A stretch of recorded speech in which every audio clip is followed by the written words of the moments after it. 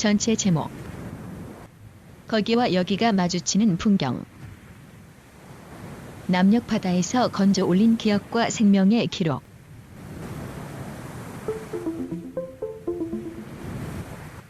서문. 기억의 퍼즐을 맞추러 떠난 길. 이번 여행은 목적지를 향한 질주가 아니었다.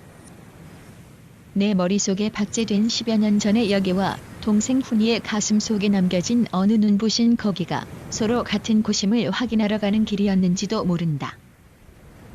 지팡이에 의지해야 하는 불편한 몸이지만 생명의 눈으로 세상을 바라보는 일은 멈출 수 없었다.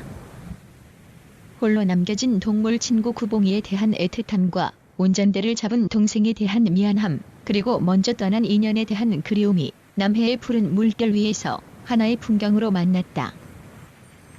이 기록은 그 짧고도 긴 여정의 갈무리이다.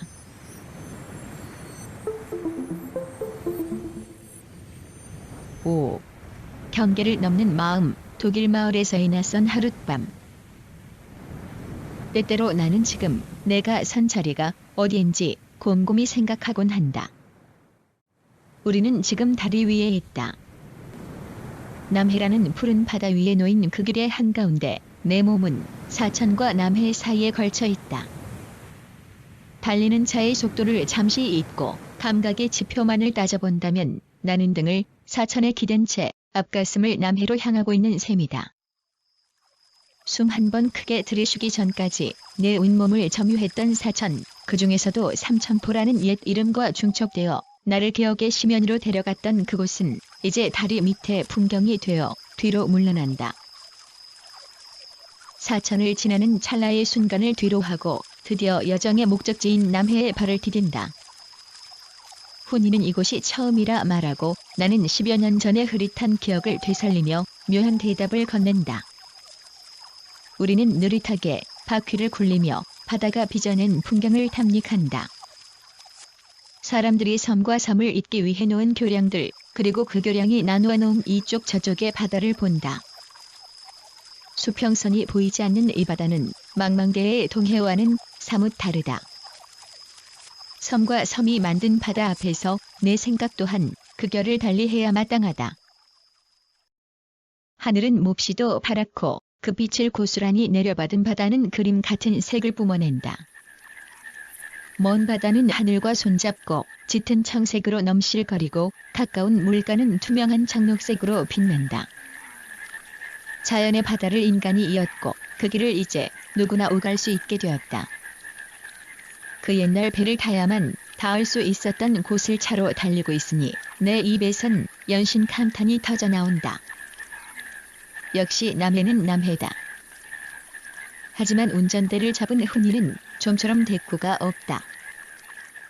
안전을 위해 전방을 주시해야 하는 그와 달리 내 시선은 자유롭게 조수석 창밖과 지나온 길목을 넘나든다. 이제 지명은 큰 의미가 없다. 구봉이가 기다리는 집을 떠나올 때부터 내 마음속 목적지는 그저 남해라는 한 덩어리의 풍경이었기 때문이다. 우리는 이름 모를 작은 어촌마을 샛길로 내려가 잠시 멈추어 선다. 솔숲이 우거진 바닷가, 도랑 같은 민물이 바다로 흘러드는 곳에서 갈매기 떼가 논일고 있었다. 그 작은 물줄기 위에도 앙증맞은 다리가 놓여 있었다. 다음에는 또 어떤 풍경이 다가올지 기대하며 다시 길을 잡는다. 평소 말이 없던 훈이가 연신 스마트폰에 집중하더니 누군가와 몇 차례 통화를 나눈다. 그러더니 마침내 한마디를 건넨다.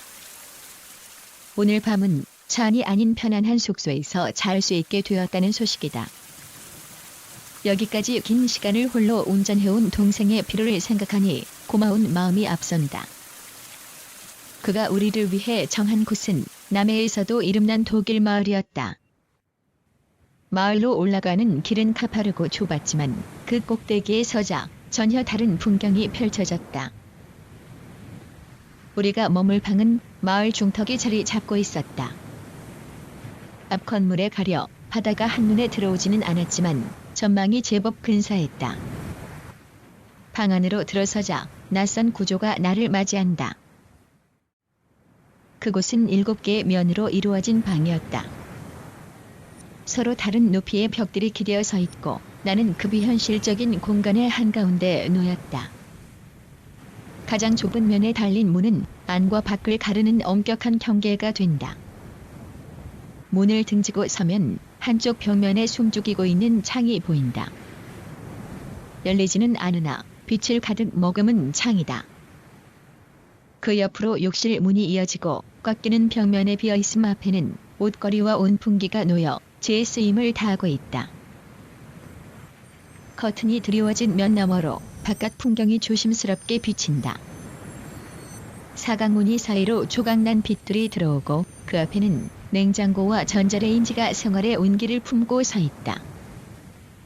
조리대와 개수대 위에는 커피포트와 수저 2벌, 무늬 있는 사기 그릇들이 놓여 있다. 잠깐 머물다 떠난 누군가의 시간이 잔여물처럼 남아있는 듯하다. 작은 찬장 앞 빨간 회전 의자는 식탁을 사이에 두고 또 다른 의자와 마주보며 침묵의 대화를 나눈다. 그 위에는 종이컵과 음료수, 담배와 스마트폰이 흩어져 있다. 사물들은 서로 말을 걸지 않지만 내려앉은 빛과 그림자에 기대어 함께 시간을 통과한다. 내 시선이 닿는 정면에는 흰 블라인드가 내려와 있다. 하나는 반쯤 열리고 하나는 끝까지 내려와 바깥 세상을 온전히 숨기지 못한 채다. 그 틈새로 낮은 산과 올망졸망한 건물들이 수직으로 쌓여 있고 그 너머에서 남해의 푸른 물결이 조용히 넘실거린다.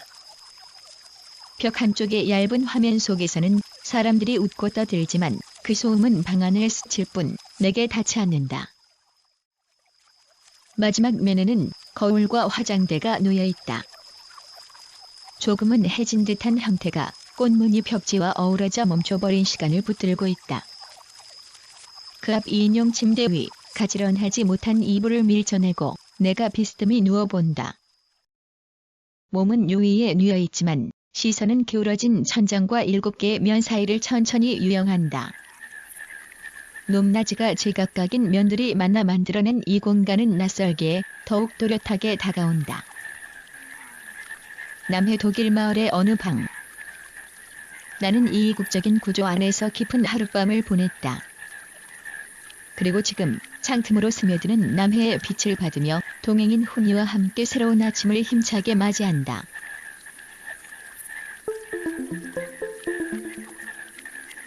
생명의 눈으로 세상을 보는 무학쓰고 고지혜가 낭독했습니다.